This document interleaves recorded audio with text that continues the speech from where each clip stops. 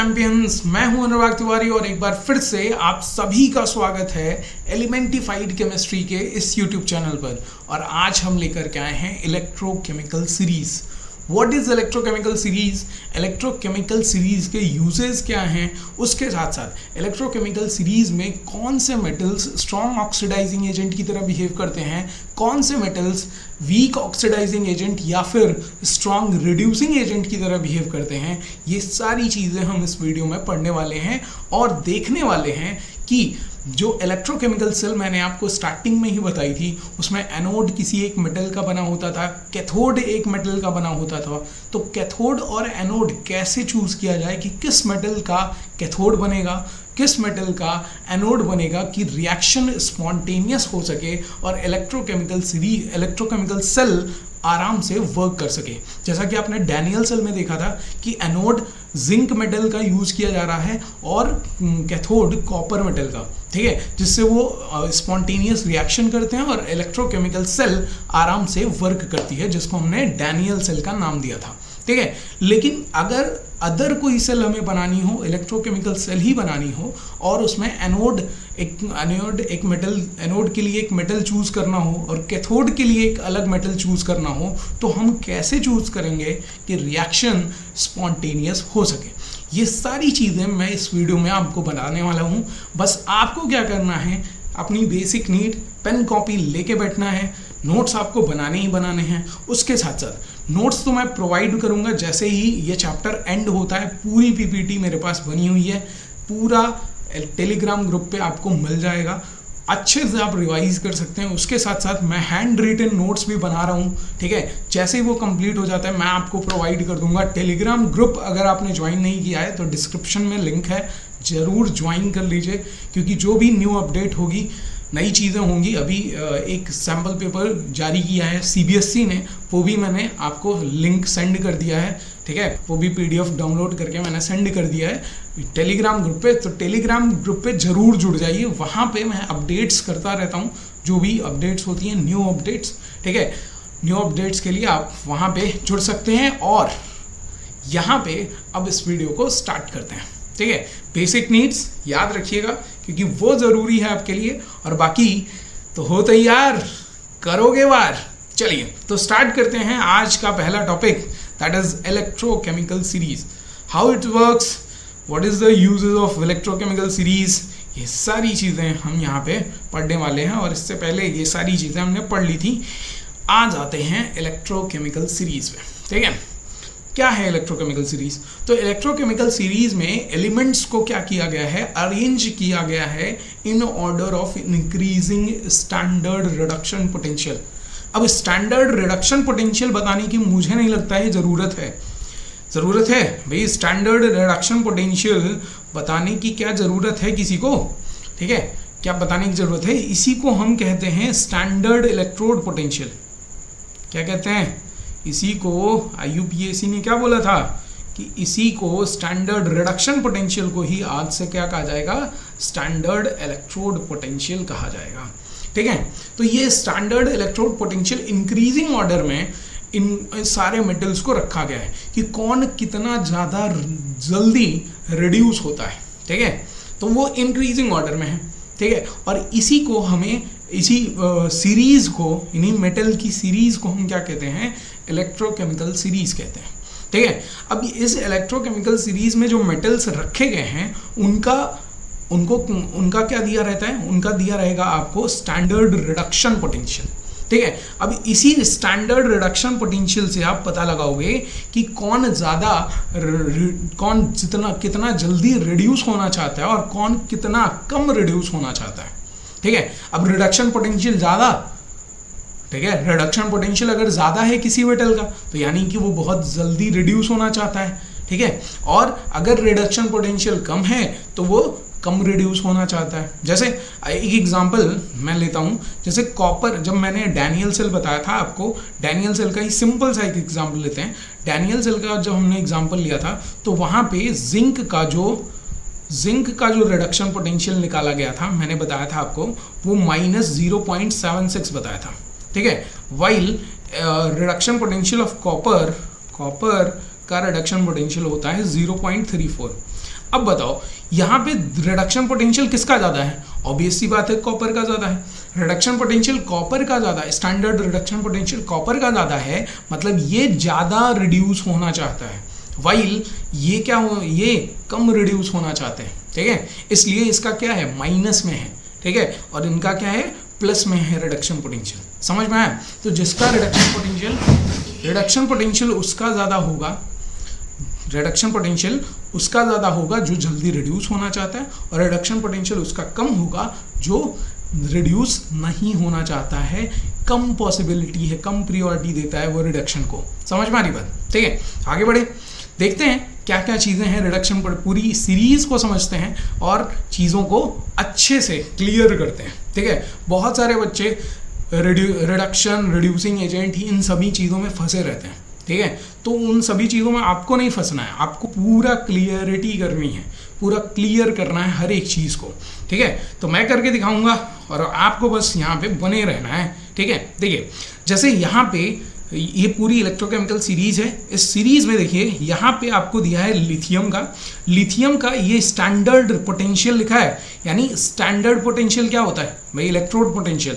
तो standard potential क्या होता है, यूपीएससी ने क्या कह रखा है कि स्टैंडर्ड पोटेंशियल का मतलब स्टैंडर्ड रिडक्शन पोटेंशियल, बोला है ना यूपीएससी वाले भैया ने, क्या बोला है कि ये जो स्टैंडर्ड पोटेंशियल आप लिखते हो, स्टैंडर्ड इलेक्ट्रोड पोटेंशियल लिखते हो, उसी का नाम क्या है, वो किसको बोला जाएगा, स्टैंडर्ड रिडक्शन पोटेंशियल।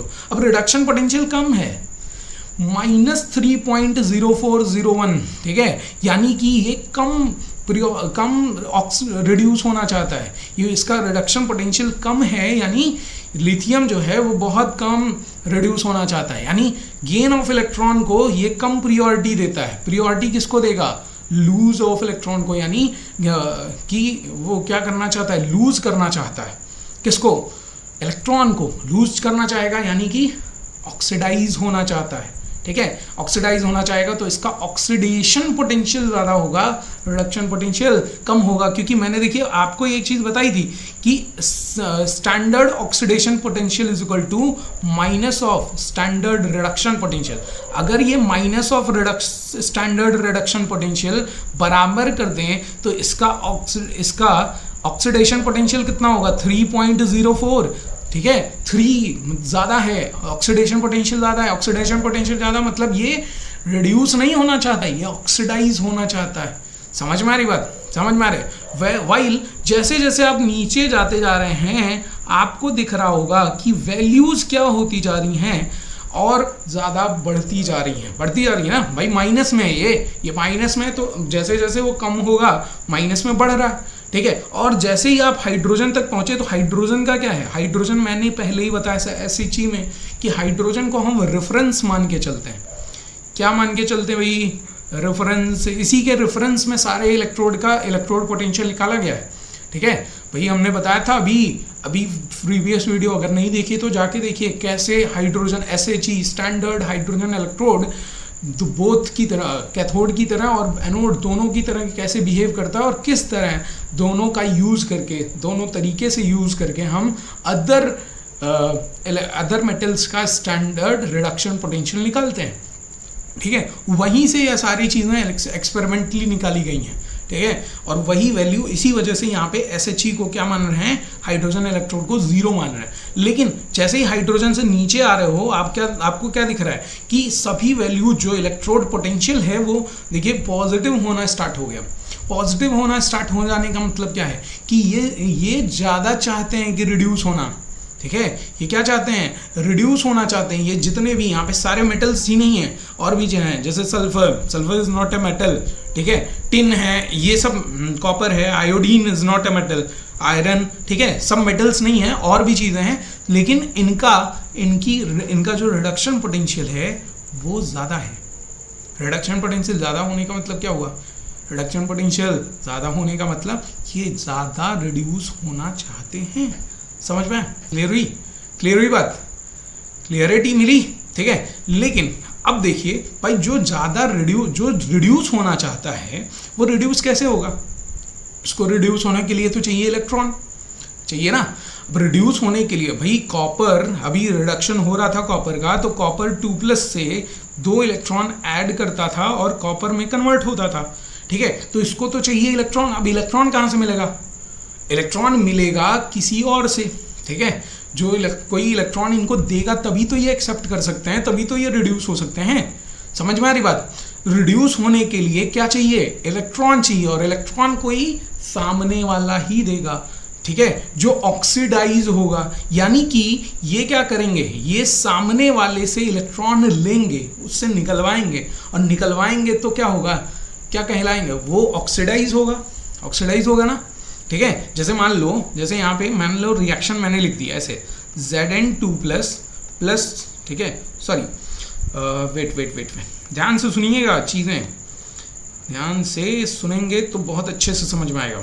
देखिए मैंने कहा कि यहाँ पे एक रिएक्शन लिख दी मैंने Zn+Cu2+, और इससे बन रहा है Cu+Zn2+, ठीक है। यहाँ क्या हुआ, यहाँ हुआ है Zn2+ में कन्वर्ट हो गया है, और Cu2+ से Cu में कन्वर्ट हुआ है, ठीक है, बाई गेनिंग 2 इलेक्ट्रॉन्स। लेकिन ये 2 इलेक्ट्रॉन्स मिले कहाँ से? मिले तब जब जिंक ने इन दोनों इलेक्ट्रॉन्स को निकाला तभी तो मिले, ठीक है। अब निकाला तो ये क्या हुआ, ये ऑक्सीडाइज हुआ है, लेकिन ऑक्सीडाइज करवाया किसने है भाई? कॉपर ने इससे इलेक्ट्रॉन निकलवाए ना, ठीक है, तभी तो अपने गेन किया, तभी तो वो क्या हुआ है, रिड्यूस हुआ है। समझ में आ रही बात? मतलब जिसको जो ऑक्सीडाइज, जो ये है रिड्यूस हो रहा है, ठीक है, ये क्या कर रहा है, सामने वाले को ऑक्सीडाइज करा रहा है। जो रिड्यूस हो रहा है वो क्या करा रहा है, सामने वाले को ऑक्सीडाइज करा रहा है, और ऑक्सीडाइज करा रहा है मतलब वो क्या होगा, वो कहलाएगा ऑक्सीडाइजिंग एजेंट। समझ में आ रही बात?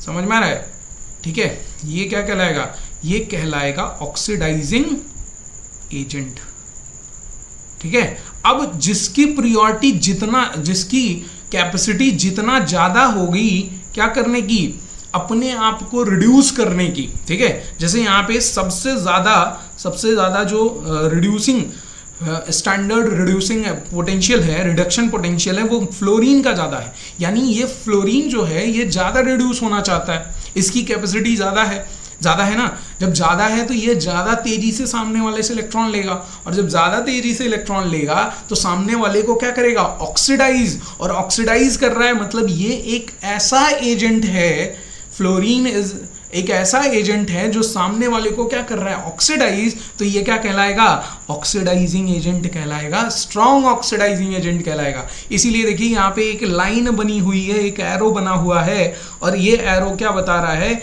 कि जैसे जैसे नीचे आ रहे हो ऑक्सीडाइजिंग एजेंट, ऑक्सीडाइजिंग पावर क्या हो रही है, बढ़ रही है, ठीक है। और जैसे जैसे ऊपर की तरफ जाओगे ये सभी ऑक्सीडाइजिंग पावर जो है वो घट रही है, ये बेटर ऑक्सीडाइजिंग एजेंट नहीं है। जैसे जैसे नीचे जाओगे ये बेटर ऑक्सीडाइजिंग एजेंट है, ठीक है।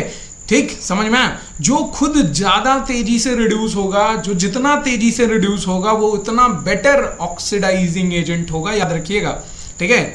समझ में आया? जिसका रिडक्शन जितना तेजी से हुआ, ठीक है, वो उतना अच्छा ऑक्सीडाइजिंग एजेंट होगा। या फिर आप इसको ना याद रख के ऐसे याद करो कि जिसका SRP यानी स्टैंडर्ड रिडक्शन पोटेंशियल जितना ज्यादा, भाई स्टैंडर्ड रिडक्शन पोटेंशियल ज्यादा होगा तो वो ज्यादा रिड्यूस होना चाहेगा। जिसका SRP जितना ज्यादा, ठीक है भाई, SRP इसका देखो, फ्लोरीन का SRP ज़्यादा है और वो स्ट्रॉन्ग ऑक्सीडाइजिंग एजेंट है, तो जितना SRP ज़्यादा उतना बढ़िया ऑक्सीडाइजिंग एजेंट, ठीक है। सिंपली याद रखो भाई, क्वेश्चन इसी से आते हैं, ऐसे बनते हैं, ठीक है। SRP दे देगा आपको और पूछेगा ऑक्सीडाइजिंग एजेंट है कि अच्छा ऑक्सीडाइजिंग एजेंट है कि वीक ऑक्सीडाइजिंग एजेंट है। तो जिसका SRP स्टैंडर्ड रिडक्शन पोटेंशियल ज़्यादा वो उतना अच्छा ऑक्सीडाइजिंग एजेंट, और जितना रिडक्शन पोटेंशियल कम होगा उतना वो वीक ऑक्सीडाइजिंग एजेंट होगा। कैसे, समझो कि भाई इलेक्ट्रॉन लेना नहीं चाहता तो सामने वाले से निकलवाएगा नहीं ना, टेंडेंसी नहीं होगी कि सामने वाले से इलेक्ट्रॉन निकलवा सके, ठीक है, क्योंकि वो खुद नहीं एक्सेप्ट करना चाहता, वो तो देना चाहता है, और देना चाहता है तो क्या होगा, ऑक्सीडेशन। और ऑक्सीडेशन अगर हो रहा है तो वो सामने वाले को क्या करेंगे, रिड्यूस करेंगे, क्योंकि भाई अगर इलेक्ट्रॉन मैं निकाल रहा हूं तो मैं चाहूंगा ना कि किसी को दे दूं, ठीक है। तो यहाँ पे जैसे Zn है तो Zn अपना इलेक्ट्रॉन निकाल रहा है तो वो चाहेगा ना कि कॉपर ले ले जल्दी से इलेक्ट्रॉन, समझ में आ रही बात, तभी तो स्टेबिलिटी बनेगी, ठीक है। और जब कॉपर ले लेगा तो ये ऑक्सीडाइज, खुद को ऑक्सीडाइज कर रहे हैं लेकिन सामने वाले को क्या कर रहे हैं, रिड्यूस। तो ये क्या होंगे, ये होंगे बेटर रिड्यूसिंग एजेंट। क्या होंगे, बेटर रिड्यूसिंग एजेंट होंगे। मतलब जितने ऐसे मेटल्स हैं जो खुद को ऑक्सीडाइज करते हैं वो क्या होते हैं, वो रिड्यूसिंग एजेंट होते हैं। देखो ये खुद को ऑक्सीडाइज कर रहा है ना, ऑक्सीडाइज, ठीक है, बढ़िया ऑक्सीडाइजिंग एजेंट है। तो बढ़िया ऑक्सीडेशन ये इनका होता है मेटल्स का। तो ऑक्सीडेशन जब हो रहा है तो ये क्या होंगे, better reducing agent, strong reducing agent. ऐसे देखिए यहाँ पे देखो ऊपर जैसे जैसे ऊपर जा रहे हैं रिड्यूसिंग पावर जो है, रिड्यूसिंग एजेंट जो है या रिड्यूसिंग पावर जो है वो बढ़ रही है। सामने वाले को रिड्यूस करने का पावर को क्या कहते हैं, रिड्यूसिंग पावर, ठीक है, वो बढ़ रहा है तो मेटल्स की रिड्यूसिंग पावर ज़्यादा होगी, इसलिए मेटल्स क्या होंगे, रिड्यूसिंग एजेंट होंगे। जैसे सबसे बढ़िया रिड्यूसिंग एजेंट कौन है, लिथियम, ठीक है। सबसे बढ़िया ऑक्सीडाइजिंग एजेंट कौन है, फ्लोरीन। क्यों, क्योंकि ये सामने वाले से इलेक्ट्रॉन निकलवा लेगा, इलेक्ट्रोनेगेटिविटी ज़्यादा होती है इसकी, ठीक है, समझ में आ रही बात, ठीक है। लेकिन इलेक्ट्रोनेगेटिविटी यहाँ नहीं समझना है, यहाँ समझना है स्टैंडर्ड रिडक्शन पोटेंशियल समझना है। समझ में आया, क्या समझना है, स्टैंडर्ड रिडक्शन पोटेंशियल। क्लियर हुआ, क्लियर हुई बात, ठीक है। यानी कि एक चीज़ शॉर्ट में आप समझ गए, शॉर्ट में अगर मैं इसी चीज़ को समझाऊं तो शॉर्ट में ये समझिए कि जिसका SRP ज़्यादा वो उतना ज़्यादा बढ़िया ऑक्सीडाइजिंग एजेंट होगा, जिसका SRP कम वो उतना ज़्यादा रिड्यूसिंग एजेंट होगा, ठीक है। देख लो SRP किसका कम है, भाई लिथियम का SRP कम था, लिथियम का SRP कम है तो ऊपर की तरफ देखिए, ऊपर की तरफ यहाँ पे ये रिड्यूसिंग पावर क्या हो रही है, बढ़ रही है कि नहीं, बढ़ रही है। तो ये क्या होंगे, बेटर रिड्यूसिंग एजेंट होंगे। क्लियर हुआ, बेटर रिड्यूसिंग एजेंट होंगे। समझ में आया, क्लियरिटी मिली, ये सारी चीज़ें क्लियर हो गया, कोई दिक्कत, एक क्वेश्चन लगा लें इसी पे बेस्ड, ठीक है। देखो पूरा मैंने वही चीज़ बताई है कि जिसका भाई आपको यही समझना ही है कि नीचे आते हुए आपको क्या दिख रहा है, आपको दिख रहा है कि ये जितने आपको मिल रहे हैं इन सब का reducing power, standard reduction potential क्या हो गया, पॉजिटिव। पॉजिटिव होने का मतलब क्या हुआ कि ये अच्छे रिड्यूसिंग एजेंट, ये आराम से खुद को रिड्यूस करना चाहते हैं, ठीक है, खुद को ये सभी रिड्यूस करना चाहते हो। तो रिड्यूस करने के लिए क्या करना पड़ेगा, इलेक्ट्रॉन गेन करना पड़ेगा। गेन करने के लिए सामने वाले से इलेक्ट्रॉन लेना पड़ेगा। तो सामने वाले को क्या कर रहे हैं, वो सामने वाले से इलेक्ट्रॉन निकलवा रहे हैं, तो सामने वाले को क्या कर रहे हैं, ऑक्सीडाइज, इसलिए ये क्या होंगे, ऑक्सीडाइजिंग एजेंट। वाइल ऊपर वाले जितने हैं जिनका स्टैंडर्ड रिडक्शन पोटेंशियल कम है वो वो रिड्यूस नहीं होना चाहते, तो क्या होना चाहते हैं, ऑक्सीडाइज होना चाहते हैं। ऑक्सीडाइज होने के लिए क्या करना पड़ेगा, इलेक्ट्रॉन लॉस करना पड़ेगा। इलेक्ट्रॉन लॉस कर रहे हैं तो सामने वाले को देंगे ना, ठीक है। इलेक्ट्रॉन तो ऐसे घूमेगा तो है नहीं, स्टेबिलिटी के लिए इलेक्ट्रॉन किसी को देना पड़ेगा। इलेक्ट्रॉन दे रहे हैं तो सामने वाले को क्या कर रहे हैं, रिड्यूस कर रहे हैं। और सामने वाले को अगर रिड्यूस कर रहे हैं तो ये क्या कहलाएंगे, रिड्यूसिंग एजेंट कहलाएंगे।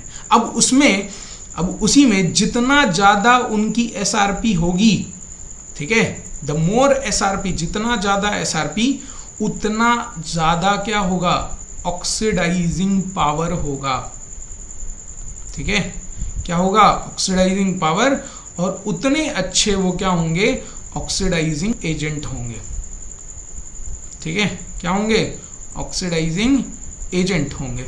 वाइल जितना ज़्यादा SRP उतना लेस रिड्यूसिंग पावर होगी, ठीक है, उतना क्या होगा, लेस रिड्यूसिंग पावर, ठीक है। और जितना लेस रिड्यूसिंग पावर उतना वीक रिड्यूसिंग एजेंट, ठीक है। समझ में आया, जितना लेस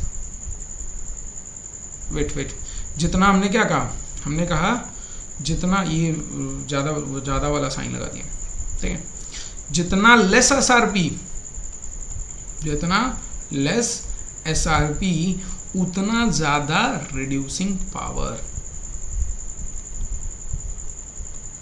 ठीक है, और जितना ज़्यादा रिड्यूसिंग पावर उतना अच्छा रिड्यूसिंग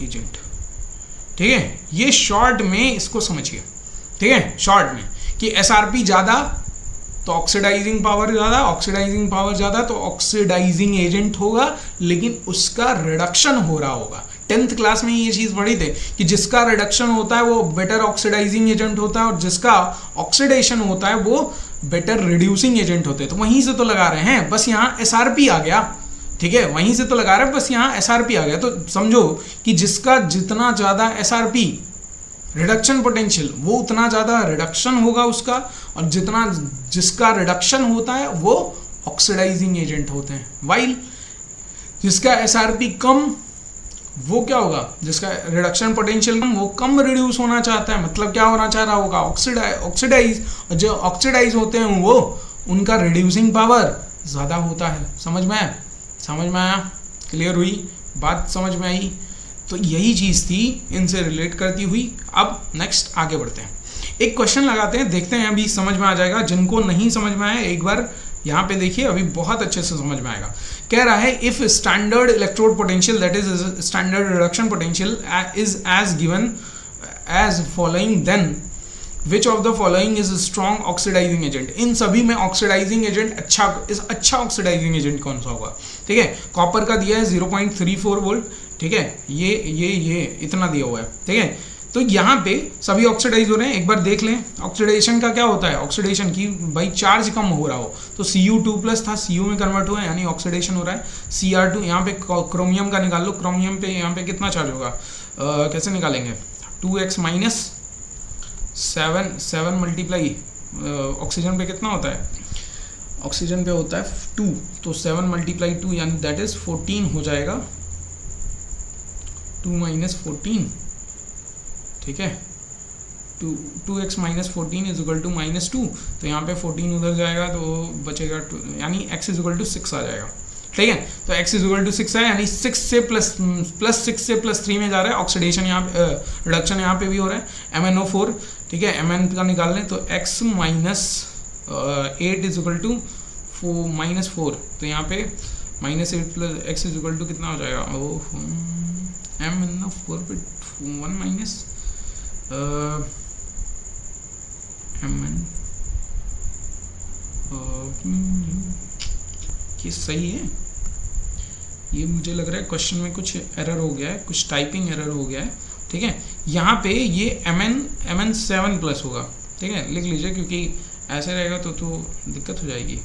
इसको मिटा के यहाँ पे लिख लीजिएगा Mn 7+, ठीक है, यानी Mn 7+ से Mn2+ में कन्वर्ट हो रहा है, मतलब 5 इलेक्ट्रॉन गेन कर रहा होगा, 5 इलेक्ट्रॉन गेन कर रहा है तब 1.51 वोल्ट उसका स्टैंडर्ड रिडक्शन पोटेंशियल, क्योंकि इलेक्ट्रोड पोटेंशियल दिया है ना, इलेक्ट्रोड पोटेंशियल यानी रिडक्शन पोटेंशियल, तो रिडक्शन होना चाहिए, ठीक है। और यहाँ पे क्लोरीन भी Cl से Cl निगेटिव में कन्वर्ट हो रहा है, मतलब चार्ज क्या हो रहे हैं, निगेटिव चार्ज आ रहा है, एक इलेक्ट्रॉन एक्सेप्ट किया होगा तब इलेक्ट्रॉन एक्सेप्ट कर रहा है, मतलब रिडक्शन हुआ है, तो ये रिडक्शन पोटेंशियल है। अब कह रहा है इनमें से सबसे बढ़िया ऑक्सीडाइजिंग एजेंट कौन होगा, ठीक है, बताओ। तो मैंने अभी आपको पिछली वीडियो में पिछले स्लाइड में ही बताया है कि SRP जिसकी ज़्यादा, ठीक है, SRP जिसकी ज़्यादा होगी, ठीक है, वो बढ़िया उसका रिडक्शन होगा, और जितना ज़्यादा रिडक्शन होगा, ठीक है, जितना बढ़िया आराम से रिडक्शन होगा उतना ज़्यादा ही बढ़िया वो ऑक्सीडाइजिंग एजेंट होगा, ठीक है, ठीक है, समझ में आ रही बात। उतना ईजिली वो रिडक्शन करेगा, और जितना ईजिली वो रिडक्शन करेगा उतना अच्छा ऑक्सीडाइजिंग एजेंट होगा। मतलब सिंपली आप समझिए कि SRP ज़्यादा तो, ठीक है, SRP सिंपली समझिए कि SRP ज़्यादा, ठीक है, तो ऑक्सीडाइजिंग पावर यानी oxidising agent strong oxidising agent होगा, ठीक है, समझ में आती है। इस ऑक्सीडाइजिंग एजेंट की पावर ज़्यादा, ऑक्सीडेशन पावर ज़्यादा, ठीक है, ठीक, समझ में आया। तो इसमें से सबसे ज़्यादा किसका है, Mn का, ठीक है। तो यहाँ पे MnO4 पे एक निगेटिव था ना, सॉरी हाँ, ये MnO4 पे एक नेगेटिव, मैंने 4 निगेटिव समझ लिया था, इसीलिए तो वो गड़बड़ हो रही थी। MnO4 पे एक निगेटिव था, तो MnO4 एक निगेटिव जो है ये सबसे बेस्ट क्या हो जाएगा, ऑक्सीडाइजिंग एजेंट होगा, ठीक है। और ये MnO4 से किस में कन्वर्ट हो रहा है, MnO4 एक निगेटिव से ये कन्वर्ट हो रहा है Mn2+ में, ठीक है। और Mn2+ में कन्वर्ट होने के लिए इसको 5 इलेक्ट्रॉन क्या करने पड़ेंगे, एक्सेप्ट करने पड़ेंगे, ठीक है। और ये हो जाएगी इसकी रिएक्शन, ठीक है। समझ में आ रही बात, समझ में आ रहा है। तो यहाँ पे ये क्या है, सबसे बेस्ट ऑक्सीडाइजिंग एजेंट है। अच्छा, इसको अगर ना रखते, ठीक है, अगर ये वाला मान लो आपके पास यही 3 ऑप्शन है, 1 2 A B और D, अगर इन तीनों में पता करना हो तो भाई क्लोरीन सबसे बेस्ट ऑक्सीडाइजिंग एजेंट होगा। क्यों? क्योंकि इन तीनों में A B और D में तीनों में सबसे ज़्यादा स्टैंडर्ड रिडक्शन पोटेंशियल क्लोरीन का ज़्यादा है, और मैंने कहा है कि जिसका रिडक्शन पोटेंशियल ज़्यादा वो उतना अच्छा ऑक्सीडाइजिंग एजेंट होगा, ठीक है। तो रिडक्शन पोटेंशियल क्लोरीन का ज़्यादा है, इसलिए ये अच्छा बेटर ऑक्सीडाइजिंग एजेंट होगा तीनों के कंपैरिजन में। क्लियर हुई बात, कोई दिक्कत किसी को, परेशानी किसी को नहीं है। चलिए आगे बढ़ें, ठीक है। नेक्स्ट आता है कैरेक्टरिस्टिक्स ऑफ इलेक्ट्रोकेमिकल सीरीज। अब कैरेक्टरिस्टिक्स क्या है, तो ये सिंपल सी कैरेक्टरिस्टिक हैं, ठीक है, सिंपल ही वही चीज़ें जो मैंने आपको इलेक्ट्रोकेमिकल सीरीज में बताई हैं। जैसे standard reduction potential below hydrogen is positive, हाँ, ठीक है। हाइड्रोजन के नीचे जितने भी आपको एलिमेंट्स मिले हैं, ठीक है, और नॉट ओनली मेटल्स, ठीक है, जितने भी एलिमेंट्स मिले हैं उन सभी का रिडक्शन पोटेंशियल क्या था, पॉजिटिव था। पॉजिटिव होने का मतलब क्या है कि रिडक्शन पोटेंशियल ज़्यादा है, रिडक्शन पोटेंशियल ज़्यादा मतलब वो बेटर रिड्यूस, उनका रिडक्शन अच्छे से होगा, ठीक है, वो रिडक्शन करना चाहते हैं, रिड्यूस होना चाहते हैं, ठीक है। While standard reduction potential of hydrogen is 0, standard reduction potential hydrogen का क्या होता है, 0 होता है। Standard reduction potential of elements above hydrogen is negative reduction potential, have negative reduction potential.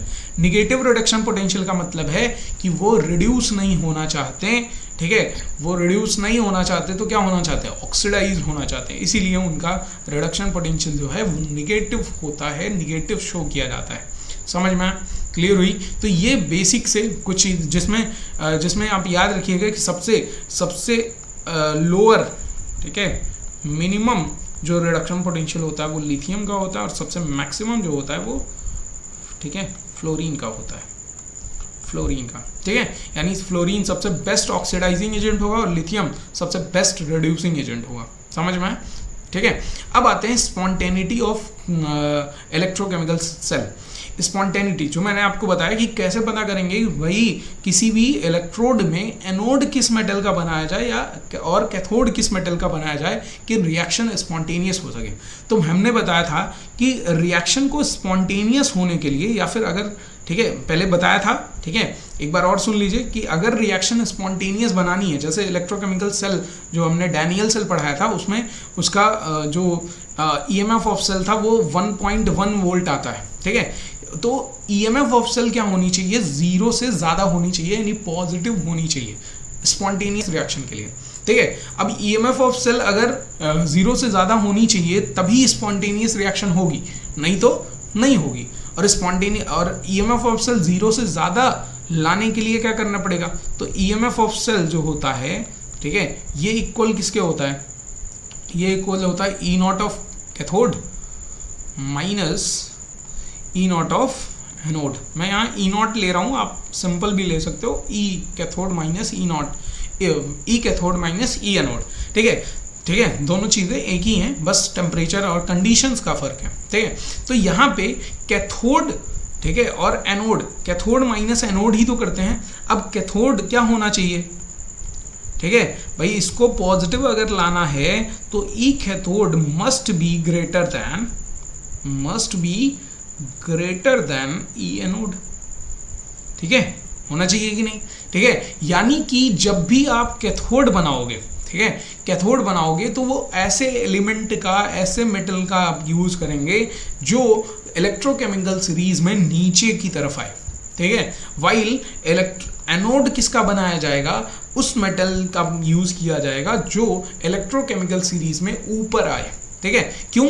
क्योंकि भाई अगर इलेक्ट्रोकेमिकल सीरीज में ऊपर आएगा तो उसकी जो SRP होगी वो किस में आएगी, वो निगेटिव आएगी या छोटी होगी, कम होगी। वाइल नीचे जो आएगा उसकी SRP जो होगी वो क्या होगी, ज़्यादा होगी, यानी पॉजिटिव में होगी, ठीक है। और जब पॉजिटिव माइनस, ठीक है, हम ये क्या करेंगे, बड़े में से छोटा घटाएंगे, बड़े में से क्या करेंगे, माइनस करेंगे छोटा, तो ऑब्वियस सी बात है कि वैल्यू E0 ऑफ सेल या ई सेल जो आएगा वो हमेशा पॉजिटिव आएगा, ठीक है। तो फॉर स्पॉन्टेनिटी, ठीक है, स्पॉन्टेनियस बनाने के लिए, रिएक्शन को स्पॉन्टेनियस बनाने के लिए, ठीक है, इलेक्ट्रोकेमिकल सीरीज का हमें क्या करना पड़ेगा, E of cathode minus is greater, must be greater than E of anode, ठीक है। Electrode potential of cathode must be greater than electrode potential of anode, और वो कैसे होगा, ऐसे ही होगा इलेक्ट्रोकेमिकल सीरीज से, ठीक है।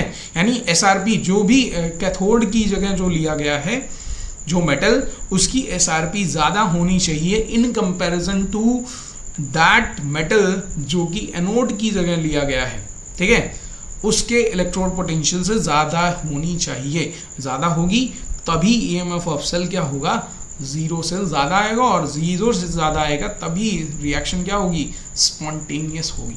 क्लियर हुआ, समझ में आया? जैसे अभी डैनियल सेल का एग्जांपल लें तो Zn और Cu लिया गया है कि नहीं। Zu इलेक्ट्रोकेमिकल सीरीज में हाइड्रोजन के नीचे आता है, वाइल Zn हाइड्रोजन के ऊपर आता है, ठीक है। एक बार देख लेते हैं, देखिए ये इलेक्ट्रोकेमिकल सीरीज है, इसमें देखिए ध्यान से देखिए, यहाँ पे ध्यान से देखिए कि जिंक यहाँ पे कहीं बैठा है, माइनस 0.76 इसकी वैल्यू है, ठीक है। वाइल कॉपर कहाँ है, कॉपर कहाँ है, यहाँ पे है, ठीक है, हाइड्रोजन से नीचे, ठीक। तो कैथोड, इसका कॉपर का हम डैनियल सेल में क्या बनाते हैं, कैथोड बनाते हैं, ठीक है, जो कि नीचे है, और जिंक का क्या बनाते हैं, एनोड बनाते हैं। तो वही तो बात मैंने बोली है कि एनोड जो हो वो इलेक्ट्रोकेमिकल सीरीज में ऊपर होना चाहिए, और जो हाइड्रोजन से ऊपर होना चाहिए, ठीक है, और जो कैथोड हो, कैथोड जिस मेटल का यूज कर रहे हैं, ठीक है, वो हमेशा हाइड्रोजन से नीचे होना चाहिए, या उससे रिडक्शन पोटेंशियल ज़्यादा होना चाहिए, ठीक है। जरूरी नहीं है हाइड्रोजन से नीचे ले, लेकिन रिडक्शन पोटेंशियल ज़्यादा होना चाहिए कैथोड का in comparison to electrode potential of anode. Clear हुई बात, ठीक है। तो this is all about this video. इस वीडियो में हमने क्या क्या चीज़ें समझी, पहला इलेक्ट्रोकेमिकल सीरीज समझा क्या होता है, फिर इलेक्ट्रोकेमिकल सीरीज को अच्छे से हमने डिटरमाइन किया, वहाँ पे देखा कि SRP कैसे डिपेंड करता है, SRP कैसे बताएगा कि कौन स्ट्रॉन्ग ऑक्सीडाइजिंग एजेंट है और कौन रिड्यूसिंग एजेंट है। उसके साथ साथ हमने प्रॉपर्टीज़ ऑफ इलेक्ट्रोकेमिकल सीरीज करी, ठीक है। उसके साथ साथ कैरेक्टरिस्टिक्स ऑफ इलेक्ट्रोकेमिकल सीरीज, और एक क्वेश्चन भी लगाया जहाँ पे हमने स्ट्रॉन्ग ऑक्सीडाइजिंग एजेंट कैसे फाइंड आउट करेंगे, ऐसे ही आप स्ट्रॉन्ग रिड्यूसिंग एजेंट कैसे फाइंड आउट कर सकते हो, ये सारी इस पे बेस्ड क्वेश्चन लगा सकते हो, ठीक है, SRP से रिलेट करके। उसके साथ साथ हमने ये पढ़ा कि स्पॉन्टेनिटी कैसे आएगी इलेक्ट्रोकेमिकल सीरीज में, इलेक्ट्रोकेमिकल सेल में किस मेटल का रॉड हमें यूज़ करना, किस मेटल का इलेक्ट्रोड यूज़ करना चाहिए, ठीक है, कैथोड और एनोड की जगह, जिससे रिएक्शन स्पॉन्टेनियस हो सके और इलेक्ट्रोकेमिकल सेल आराम से वर्क कर सके। ये सारी चीज़ें इस वीडियो में हमने पढ़ ली हैं। अब नेक्स्ट वीडियो जो हमारा होने वाला है उसमें हम कंडक्टिविटी, कंडक्टेंस और बहुत सारी चीज़ें, मोलर कंडक्टेंस, इक्विवेलेंट कंडक्टेंस, ये सारी चीज़ें हम कंडक्टिविटी पूरा पढ़ने वाले हैं कि कैसे यहाँ इलेक्ट्रोकेमिकल सेल में कंडक्टेंस होता है, कंडक्ट कैसे करते हैं ये इलेक्ट्रिसिटी, कौन कौन सी चीज़ें रिस्पॉन्सिबल होंगी सोल्यूशन में कंडक्टिविटी के लिए, क्या क्या डिमेरिट्स हैं, क्या क्या मेरिट्स हैं, ये सारी चीज़ें हम इस चैप्टर में पढ़ने वाले हैं, यानी नेक्स्ट वीडियो में पढ़ने वाले हैं, ठीक है। और फिर हम चलेंगे इलेक्ट्रोलिटिक सेल पे, और इलेक्ट्रोलिटिक सेल से हमारा second phase of the chapter start हो जाएगा, ठीक है। और वहाँ पे फिर क्वांटिटेटिव फेज पढ़ने के बाद batteries, and then chapter end. Okay, तो तब तक के लिए बने रहिए हमारे साथ, और फिर मिलते हैं नेक्स्ट वीडियो में। Thank you.